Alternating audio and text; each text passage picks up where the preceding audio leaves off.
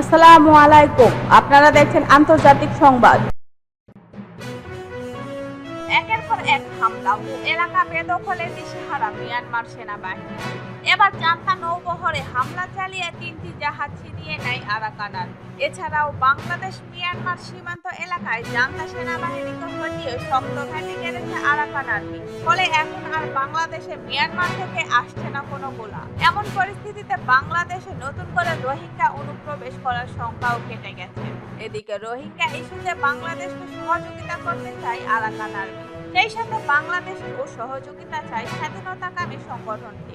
যেহেতু তারা রোহিঙ্গা প্রত্যাবাসনের পক্ষে, তাই এই সুযোগ বাংলাদেশের কাজে লাগানো উচিত বলে মনে করছেন বিশেষজ্ঞরা। জেএনএলএ জয়েন্ট ফোর্সের ভয়াবহ হামলায় কারেন্ট সিটিতে অবস্থিত মিয়ানমার আর্মির 283 ব্যাটালিয়নের অধীনস্থ একটি ক্যাম্প সরকারি বাহিনীর হাতছাড়া হয়েছে। ভোর 5:30টার দিকে যুদ্ধ শুরু হয় মাত্র আধা ঘন্টার মধ্যে।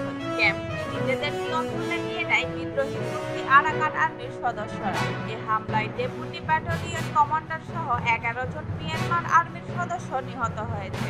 অন্যদিকে সকাল 10:30টায় সিদ্ধওয়ে থেকে যাত্রা করা মিয়ানমার জান্তা সেনাদের 2টি নৌজাহাজে আক্রমণ করে আরাকান আর্মি, যার ফলে এলাকায় একটি সংঘর্ষ হয়।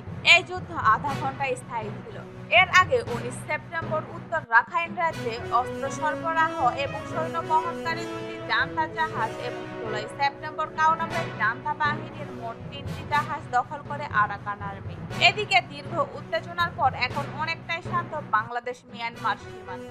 কারণ মিয়ানমারের সীমান্ত এলাকায় সেনাবাহিনীকে হটিয়ে শক্ত ঘাঁটি গড়েছে আরাকান আর্মি। ফলে বান্দরবান ও কক্সবাজার সীমান্তে এখন আর মিয়ানমার থেকে গোলা আসছে না। যেহেতু সীমানা থেকে পিছু হটেছে মিয়ানমারের সামরিক জান্তারা, এ পরিস্থিতিতে বাংলাদেশের রোহিঙ্গা অনুপ্রবেশের শঙ্কা নেই। বাংলাদেশ সীমান্ত এলাকায় কিছুটা স্বস্তি ফিরেছে বলে মনে করে পররাষ্ট্র মন্ত্রণালয়। নিরাপত্তা বিশ্লেষকরা বলছেন, আরাকান আর্মি যেহেতু রোহিঙ্গা প্রত্যাবাসনের পক্ষে, তাই এ সুযোগ বাংলাদেশে নেওয়া উচিত। চীনকে পাশে পেলে প্রক্রিয়া আরো গতি পাবে বলে মনে করছেন তারা। রোহিঙ্গা প্রত্যাবাসনের পক্ষে এই আরাকান আর্মি ও তাদের মিত্ররা রাখাইন রাজ্য ছাড়াও বেশ কিছু রাজ্যে এখন শক্ত অবস্থানে রয়েছে। বিশেষজ্ঞরা বলছেন, এখনই শুধু মিয়ানমারকে চাপ দেয়া, চীন সহায়তা করলে তো কথাই নেই।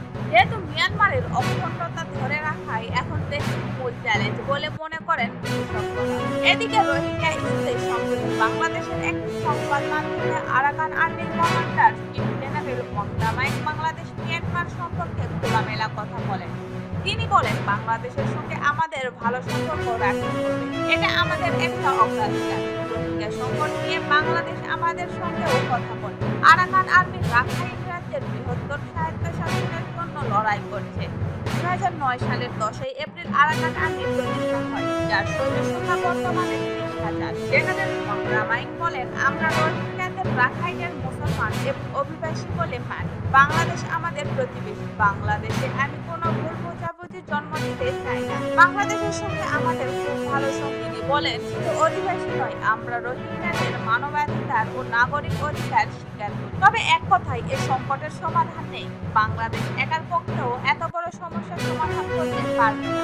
আমরাও এই ইস্যুতে বাংলাদেশের সাথে কাজ করতে চাই, তবে সময় দরকার। এ সংকটে বাংলাদেশ একমাত্র পক্ষ। জেনারেল ওয়াংরামাইন বলেন, এখন আরাকান আর্মির দিক থেকে অবস্থান হলো, যেহেতু আমরা একক প্রতিপক্ষ হিসেবে বাংলাদেশের বিরুদ্ধে, যে কারণে আরাকানের সবাইকে একসাথে রাখতে চাই।